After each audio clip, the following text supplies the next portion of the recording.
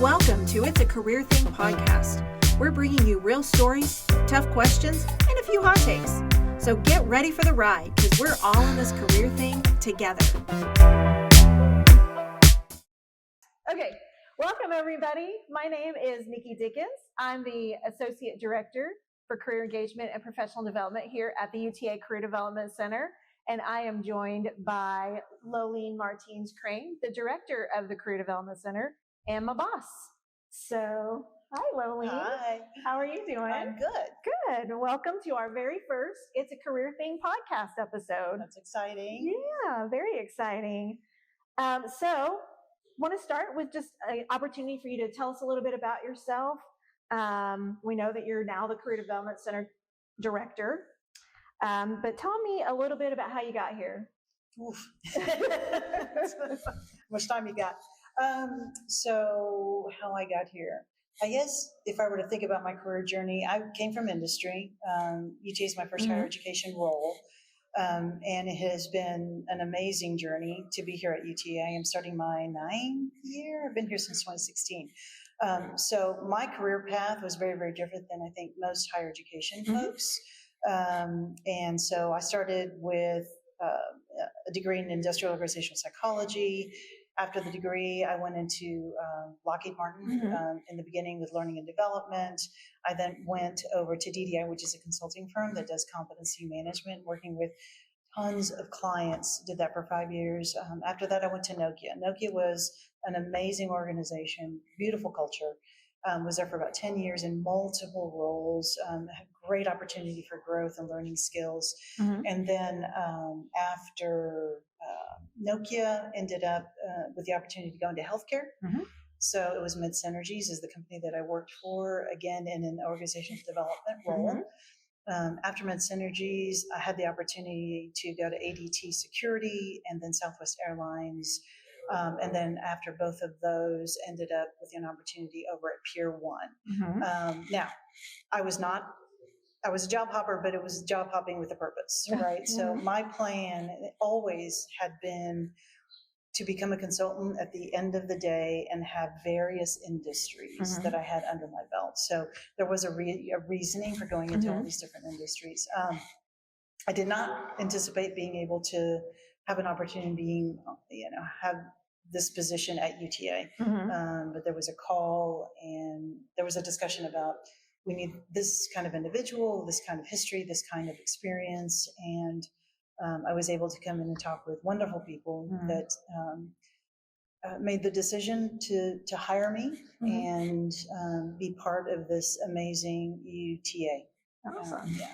It's a pretty impressive career so far. So I think it's time to play a little game. Oof. All right. Dun, dun, dun. Are you ready to play Careeriously Asking? I want you to say that. All right.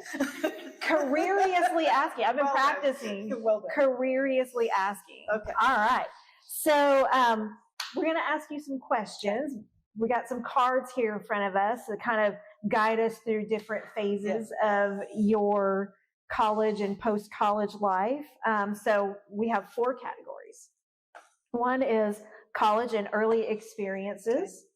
Then we've got first career or job, and career confidence. And then we have a final question that we're going to ask for your next steps. Okay. So as we pull the cards, you're going to have either a challenge or a scenario or other, types of questions. No pressure. No pressure at all. Got it. We're just talking. Okay. We're just talking. So hopefully we'll have fun. We'll learn a little, while we go along. And just think about yourself in the different phases. Gotcha. So think about college Lolene, first job Lolene, current Lolene, kind of help frame how you should answer the questions. So we're going to go ahead and start with the college and education, which is all the way over here. Okay. All right. Do you want to go ahead and read that, or do you want me to read it to you? I'd like you to read it. Okay. No pressure. All right. It's a scenario. Okay. So you didn't get the internship that you wanted. So what would you do? What do you do? And this is college? College Lolene. which I didn't. Okay. Which is great. I think if I look back at the moment and be honest with myself, terribly upset. Why haven't they chosen me? Don't they know how wonderful I am and all the skills that I'm bringing to the table, right? So that emotional intelligence was probably just not that strong for me back in the day. But I did understand that I needed to go get some feedback on why. So I was actually able to go talk with the company Okay. that did not give me the internship to give me some rationale. A lot of it had to do with the technical skills and the experience they wanted in that particular position, which helped a little bit, right? Yeah. So after that, the importance of networks actually is because a colleague who had already graduated from my program was already was in the company that I wanted to go do my internship at. And I called him, and then he was just like, I'd love to have you, All right. So I guess the importance, right? Like we always talk to students about, you don't ever know who that person is going to be, where they're going to be. So get the networks going and making sure that you connect with them. So anyway, talk to him. They actually had an opening, but I got some coaching this time around what's the job, what are the kinds of experiences that I can share. That person actually helped me to put together examples that actually fit into the job, or the internship or the practicum, really. So that's, yeah. But I was upset, not gonna lie, and it's okay. Yeah, it stings. It stings not to get what you want. I think it takes a lot of humility to go ask for feedback too. Yeah. Awesome. All right. Are you ready for the next one? Sure. Yeah. I think that's reasonable. I think we all kind of find ourselves in that boat every once in a while. All right. A reflection question. Okay. What campus experience did you have in college that taught you something lasting? I have to dig back into the vault for that one for me. I actually at UTA was part of what is known as Excel now. And I found Excel in student orgs my sophomore year. And I would say that probably was the most impactful, simply because we were doing so many different programs that were new, super exciting to lead those programs. I was the first on several of those events back in the day. It was just evolving. Excel wasn't the Excel that we know of today. But having to work with others, pushing me to kind of partner and collaborate, taught me a lot of those skills that I know I was able to then talk about when I was going for jobs or the internship or this practicum that I talked about. So that was probably one of the biggest ones that impacted me, and it was long lasting. It sounds like getting involved on campus was a good 100%. A good choice. Absolutely. Wink, wink. Yeah. and being able to talk about it and translate it. Yes. Exactly. Absolutely. Exactly. Okay, last one for college education. So one more for College Lowleen. It's a challenge. Okay. Uh-oh. All right. So describe your leadership style, College Lowleen's leadership style, using only emojis.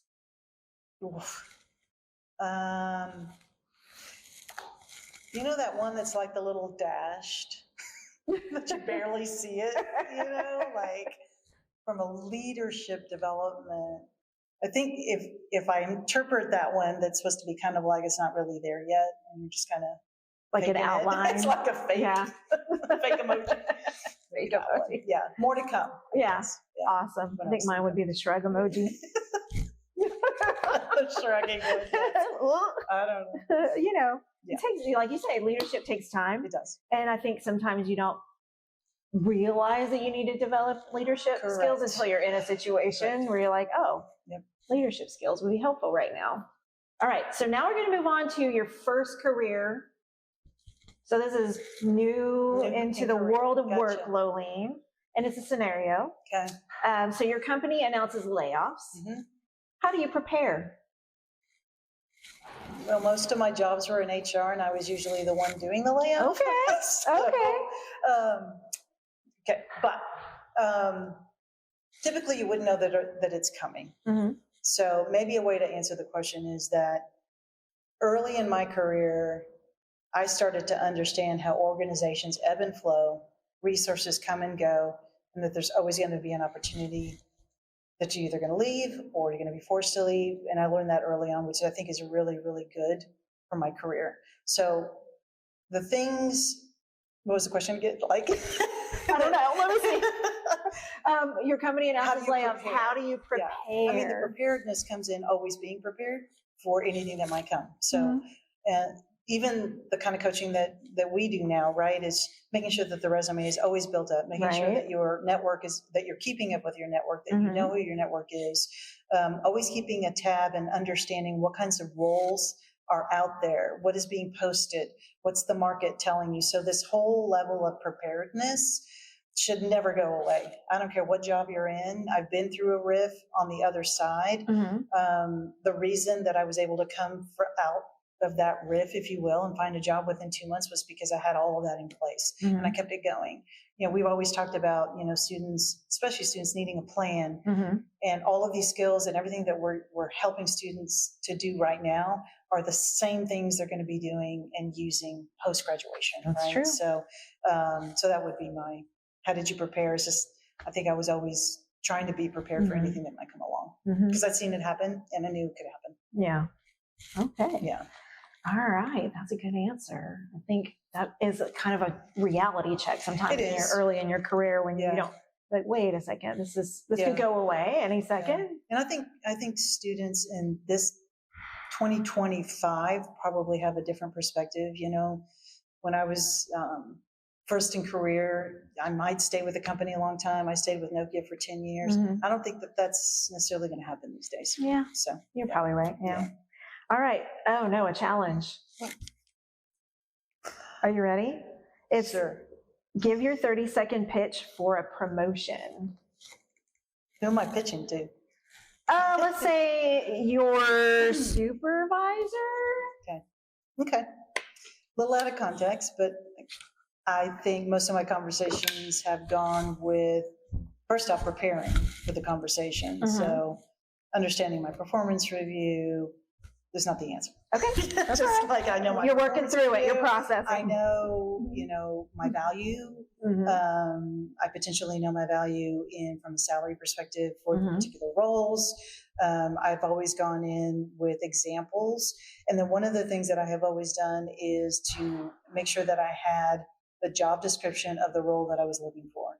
So my ability to actually get that job description and then feed into that job description to prove, you know, that I deserve potentially the promotion or the movement into another role. So the conversation typically has gone in my past to say, hi, Nikki, I'm so glad that you found some time to meet with me. This is an important conversation. I know we only have about 10 minutes, but I really appreciate you finding the time for me. I don't know if you remember, but in our performance review, I talked a little bit about moving towards a different position, maybe in the promotion or a promotion on the roles that I'm looking at. So I just wanted to present you with a couple of things to show that I feel that I'm ready.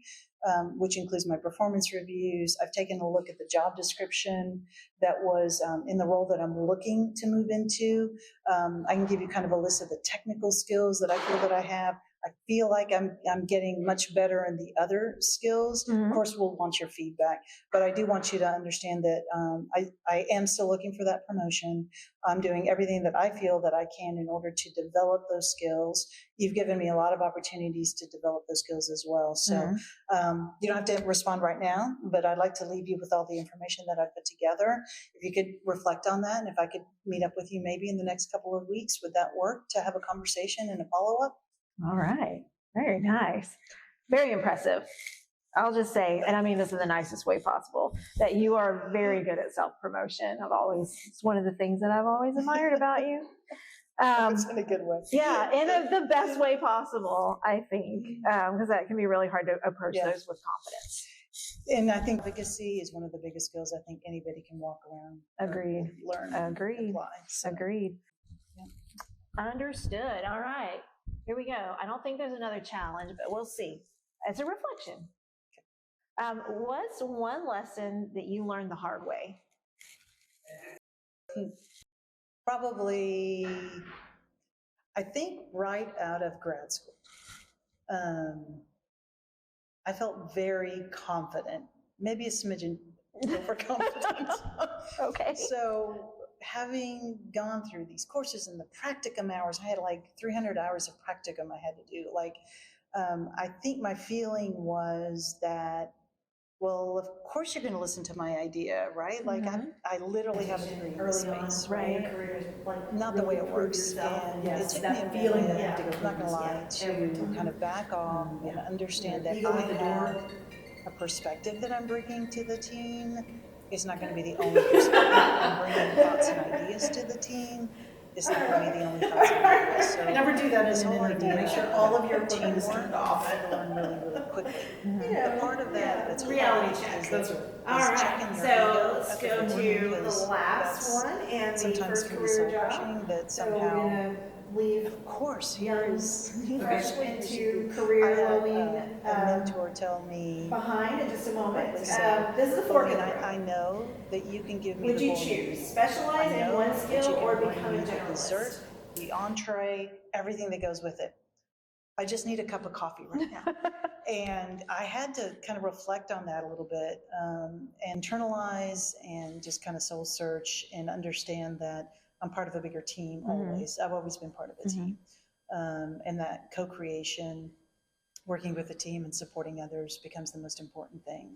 It's not that you're losing your expertise or what you're bringing to the table, but knowing that other folks have different expertise and bringing stuff to the table too, and that's Right. okay. So Yeah, I think there's probably a big temptation early on in your career to like really prove yourself and yes, really. that feeling that I have Yeah. to go prove myself Yeah. every time. Yeah. So let's go to the last one and the first career job. So we're gonna leave young, fresh into career Lowleen behind in just a moment. This is a fork in the road. Would you choose specialize in one skill or become a generalist? Because of my field and my plan and my career plan, 100% was a generalist. Absolutely. I wanted to, literally, we talked about the movement that I had. I was so hungry to be able to hone in on my craft and apply it in different industries. That became really special to me. So, you know, we talk a lot about, are you a learner? Is it about the position? Is it about the skill set? You know, and certain jobs and roles and careers, I think you can hone in. For me, it was absolutely a generalist position and applying many different scenarios and learning from those scenarios. And that was my path, though. Okay. Yeah. All right. Very nice. Very good. All right. Current Lowleen. This should be a little bit easier, I think. I don't know. For me, going back in time is really hard. So, all right. And we're just going to come right out of the gate with a reflection question. When did you last redefine your version of success? I think I want to say almost all the time, but it's definitely ongoing. I think success is very personal. It's also dependent on the role that you're in. It's also on what's going on with that role. You might have a success in your own mind and where you want to be and what you want to achieve, and things change, life changes. So, you know, I don't know if I would have a definition per se, but I think it has evolved in what I'm looking for, where I want to be and how I want to feel and what kind of an organization I want to be part of. And I don't know if that's a good answer or not, but I can tell you that success has, or the definition of success for me has changed and evolved, and it continues to do so. It's fluid. Yeah. Very true. Very true. All right. Moving on, we've got a scenario for you. You're facing burnout, but have a huge opportunity. Do you rest or push? I rest, then push. Does that work? Valid?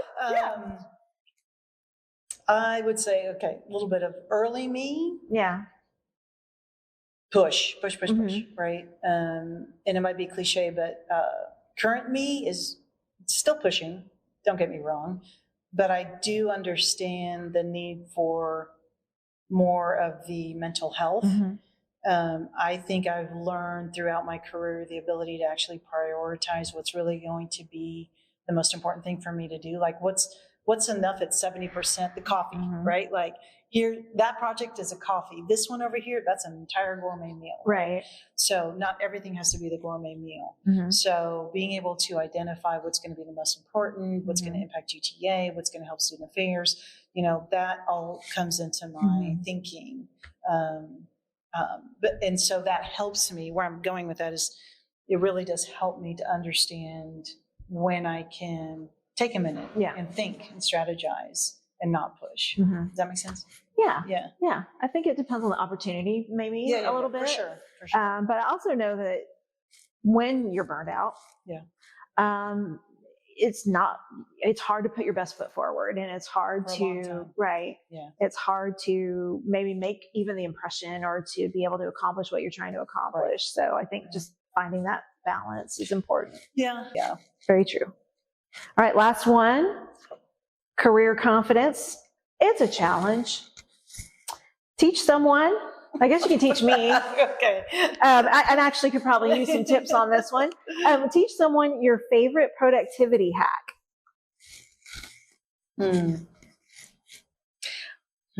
It sounds simple, but one of the things that I do constantly, I learned this early on, is to block time to think. Mm-hmm. I block time to prepare for the next day. Mm-hmm. I prepare time.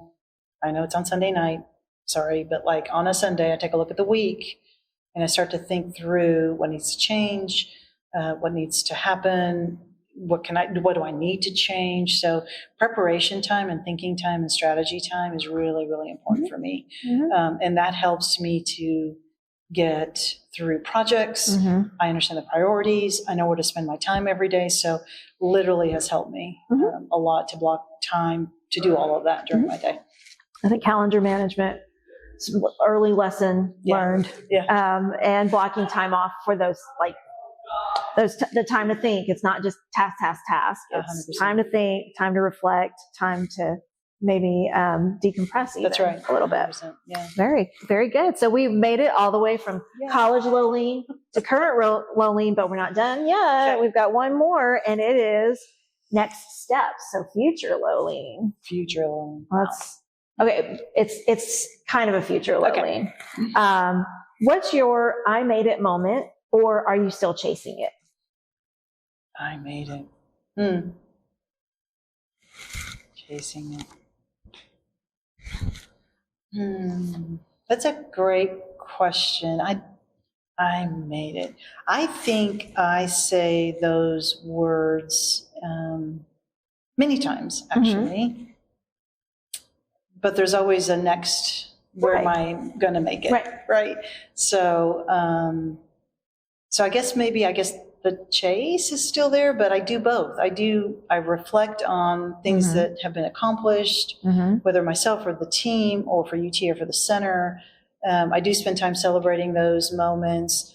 I take a bit to reflect on what went well. And I'm proud of those moments. So I do take the time to use those words, right? And then it's time for the next, right? Which I truly, truly enjoy. The movement, the activity, the moving forward, the creativity, and the innovation that we have. And that's one of the reasons, one of the things that's kept me here in this particular role is the ability to do that with an entire team that believes in the same kind of moving forward. You can't rest on your laurels, and the past is not going to get you there, right? 100%. Yeah. Agreed. I think this is the danger of seasoned career professionals interviewing and talking to each other, is that a lot of it is about reflection and so much self-awareness, understanding that there isn't just one I made it moment. You're gonna have many I made it moments throughout your career, and that's okay. It's good. So, it's a good thing. You got to feel successful. That's right. You got to make sure that you pat yourself on the back. That wraps up our round of careeriously asking. Every time I got to enunciate, careeriously asking. So appreciate the reflections and the stories and all of the insight. So now we get to talk about the topic of the day, which I think is something that you and I could probably talk about for a long time, and that is career readiness. For sure. And so obviously we're going to talk about your thoughts around career readiness, and maybe some tips that you have. But I think it's probably good to start with a basic understanding or definition. So what does career readiness mean to you in your field or in career services?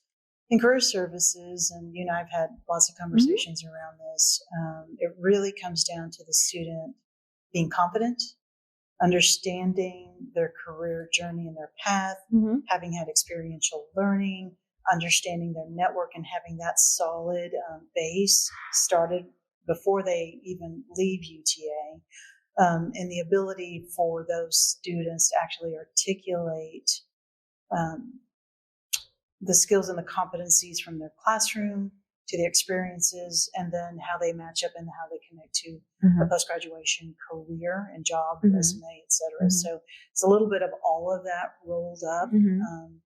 And I do feel that it's our job to ensure that students understand what that looks like, that we give them opportunities to experience those different elements, to develop those elements, and then understand across campus who they can connect with in order to make those experiences happen as well. Yeah. I think that's part of what we do.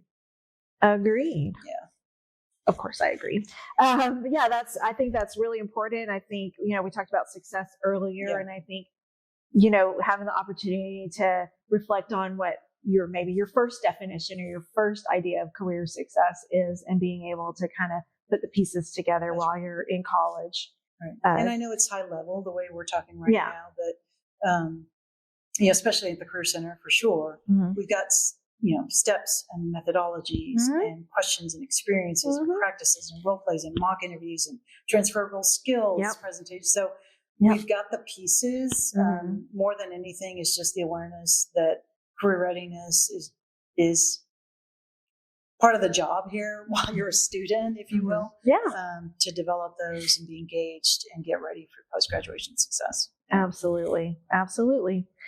So what are one or two essential skills that you think students should focus on developing right away or while they're in college? Let's just kind of ask it like that. And then the second part of that is, what skills have you found most valuable in your own career journey? So if I'm an employer, which I have been in my past, right, and helped and coached other managers and executives, but the things that I have looked for, that managers have looked for, and any kind of a person that has hired someone to come in, I'd say some of the first things they're looking for is professionalism. So the ability to show up on time, and to sit at the desk and be able to answer emails effectively. It might sound like small things, but those are the first impressions that you're leaving at an organization. The ability to advocate for yourself, to have conversations. The technical skills that's a ticket to play. Your technical skills get you there, but it's the power, durable, whatever you want to call them now, that will make or break you in any organization. And I tie that back to professionalism. So I think that's one of the biggest ones. And I'll just go back to my example earlier, the whole thing about teamwork and the importance that you're not coming in as the only individual on that team, right? There'll be a moment for you potentially to shine as on your own, and that's going to happen, but also understand that most of the time it's going to be around working with a group, team, manager, partner, whatever the case might be, but your ability to collaborate with others and then work with others through teams, I think are some of the first things that I think employers look at. And I can tell you that's the feedback that we get from employers is around those skill areas in particular, especially the professionalism. Yeah, I was going to say, as you were talking, I was thinking about professionalism being one of those skills that, maybe it's hard to define because different people have different ideas of what professionalism is. But when I look back at what got me my first opportunity and the person that was willing to take a chance on hiring me, I think it was because of my professionalism, because they saw my work ethic and just the basic, I'm going to show up and I'm going to do what I need to do. And I'm going to be reliable. And all those things are really important when you're first getting started, but communication and teamwork too, just being able to work well with other people. Plays well with others is important. Yeah. So in your perspective, what is a common challenge that students face when they're preparing for their careers, and how can they turn it into an opportunity for growth? They start too late. So if I were to, I think that's most of the students that we see. No, let me take that back. Not most of the students. There's a lot of students that feel that they can't be doing things if they are if they're a freshman or a sophomore. And I think we talk to students all the time about there are hundreds of things that you could be doing. The minute you get to UTA, get your bearings straight, but then come to the Career Development Center. We will help you plan out that path. We will help you to discover and co-create what are the steps you need to take for your particular journey, right? We've got thoughts and ideas, but I do think this whole idea of getting students in earlier is going to help them the most. If we try to get that message out, we try to go to orientation, we try to help students understand the importance of that. I think we're seeing more start earlier and earlier, which is a great thing. But it takes time a lot to kind of develop all of these different skills and plans and thoughts in order to go back to that first. I'm confident, I have the skills, and I know I'm going to be okay. Yeah. So. Yeah, I think it's easy for students to be overwhelmed. Yeah. And there's so many things that we can fill our plates with as students. And I think it's easy to think that career can wait. Yeah. Like, Yeah. It's okay. Far away. Yeah. Don't need to worry about it. And it can be intimidating. Absolutely. And I always feel like it's not 5-year plan right here. Yeah. Got it. Listen, I didn't even know percentages existed when I was in college. That's right. So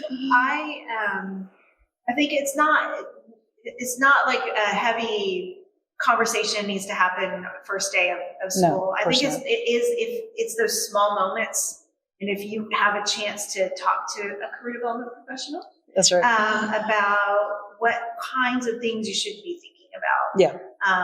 Then I think a lot of it happens organically, and you're just able to connect the dots easier because you've had a conversation and it's on your mind. And you understand what you're looking for, right? Absolutely. And I tell you what, every single faculty member, I mean, the community is here now to help students.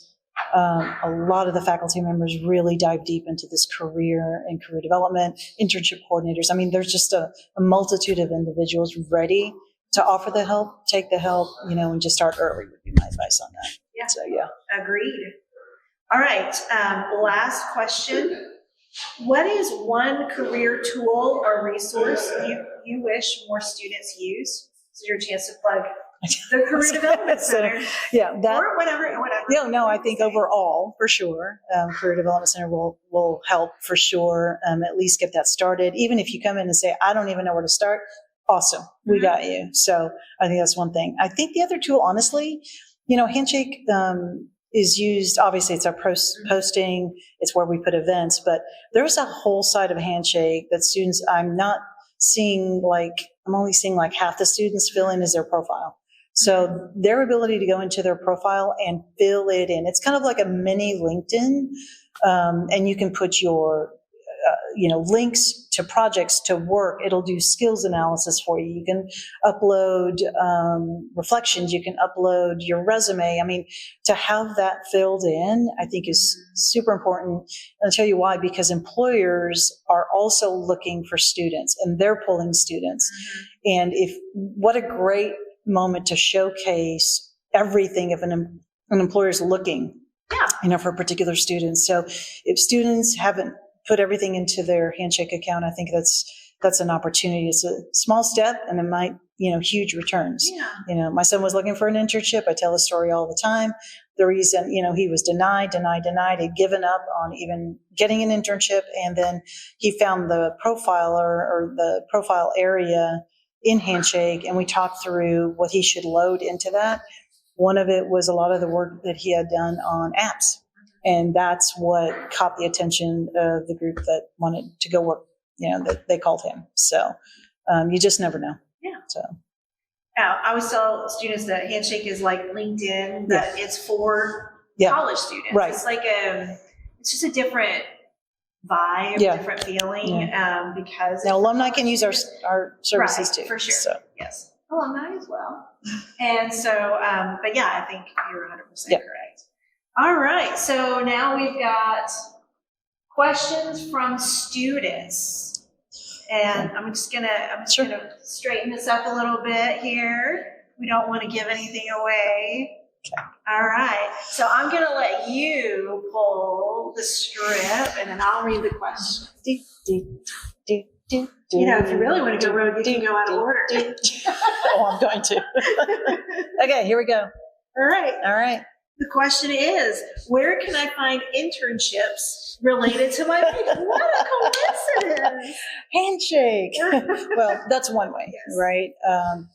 Another important area, I mean, we have internship coordinators all over in the colleges as well. Faculty and staff are another great group to actually tap for internships. And then those are probably the top three from a UTA and a career development center. Absolutely. Oh, I'm going for all of them. We're going for all of them. Okay, all right. All right. How do I figure out what career is right for me? Well, that's a big question. That's a big question. I don't know if I can answer the big question, but I can tell you the things that you should be doing as a student, I think, jump in, but to help you figure out what kind of career you want, some of the things are around understanding the jobs and the careers associated with your major, taking time to actually go out, look at job descriptions to see if that's the kind of work that you want to do, going through mentors, any kind of mentorship program. We have a mentorship program here at UTA. It's run through our office, talking to individuals. Realistic job previews is something that I did back in the day, which was to actually call folks that I thought were doing the work that I wanted to be doing, just to ask questions. They were more than kind and wanted to talk to me. So I think it's lots of different ways.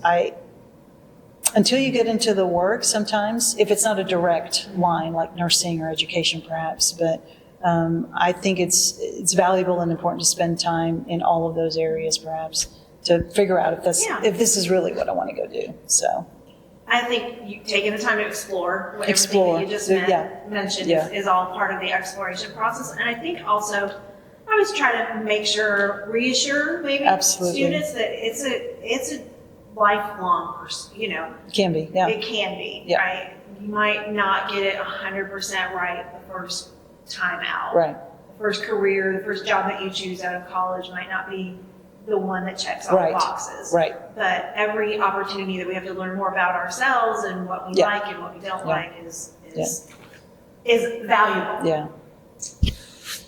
Okay. I'm gonna lose track of. Okay. What true. should I include on my resume if I don't have much experience? So I challenge not having experience. If you're putting together a resume, we've chatted and we talk with students all the time about, talk to us about what you have done, talk to us about any kind of roles, responsibilities, coaching, anything that you have done, because what we're going to do is actually help you to turn that into a competency and a transferable skill on your resume. So I've had lots of students that I've talked to, and we've just gone through even life skills. Yeah. Laleen, I really haven't had a job. I've had to stay home and take care of my mom. I was raising XYZ. It's just, we can take all of that and turn that into an experience and connect it over to a job competency, which are the transferable skills. So I guess I would challenge, reframe, what yeah. experience Yeah, means. reframe, that's a great way to put it. Yeah. And especially when you're applying for a job and you know that this is the job you want to apply for, it's good to talk with somebody about how do I make sure that I'm using, not the right words per se, but that I'm really honing in on the skills required for that job. So, Absolutely. I would say start with the skills and Yeah. then find the experiences Yeah. that highlight those That's right. skills. Just a little tip from Nikki. Okay, All right. second from the bottom. Second from the bottom. Thank you for that. That's what I wanted to read today. Okay, how do I prepare for an interview if I've never had one before? Oof. We have so many opportunities. That's an easy one. Please come to the Career Development Center. We will help you with that. We have online resources. We have face-to-face resources. That should not be a problem or an issue at all. Yep. We will help you with everything that has to do with getting that preparation done. Absolutely. Yeah, Career Development Center, always Absolutely. the answer. most of the time. I'm Most kidding. of the time. All right. All right, last one. How do I build a professional network if I don't know anyone in my field? And that's a common question. That is a common question. Yeah. You probably have more of those questions than I do. Some of the things, at least I know that they've either helped and coached on. I truly believe on the mentorship program that we have. Students can go into our mentorship platform. They can identify 5 different mentors. And I do think that's a really good start in order to start creating and building out the network that they might want. They can also get advice and tips from folks that are actually in the job that they're seeking to get or not. You know, these are folks and professionals that are out there that want to help students. So I think that's one way. I think find 1 or 2 people, faculty members or folks like ourselves that are on LinkedIn so that our network becomes your network. So making sure that you're connected to us so that we can then do warm handoffs, connect you with individuals in our network. That is another good start. Professors are a great place to start. You know, folks on campus can be a good start for your network as well, because what we've said in the past, it's not just about having 500 people on your LinkedIn, but then we've got to work through how are you going to leverage those individuals? When do you reach out to them? And how do you sustain relationships with those folks? So that's what makes the difference, right? It's not just about the 500 folks. Yeah. So we've done journeys, we've done questions about career readiness, and we've answered questions from students. And so now we're going to do a little hot takes and high stakes, kind of a hot topic, get your gut response. So rapid reply. So get ready. Okay. All right. Cover letters are outdated. No. Apply even if you don't meet every requirement. Yes. If you don't use the Career Center, you're missing out on something that you paid for. Absolutely. 100%. If you're not job hunting by sophomore year, you're losing opportunities. If we're talking about internships, I think sophomore year is a good time to start thinking about internships as finding them and what kind of an internship you want to get into before you graduate. Okay. All right, so you are off the hot seat. Okay. You did a great job. That was great. All right, so thank you, Lolene. This has been, it's a career thing where we keep it real, useful, and maybe just a little chaotic. I think that sums it up. Sounds about right. So again, Lolene, thank you so much. Absolutely. It was really great chatting with you. Thank you, Nikki. And so if you're listening and thinking, where do I even start with my career? That's exactly why we're here. Yeah. Subscribe, share, and follow us at Hire Mav. You're not alone on this journey, and you've got a career crew behind you, and we're awesome. Thank you for joining us. Thank you.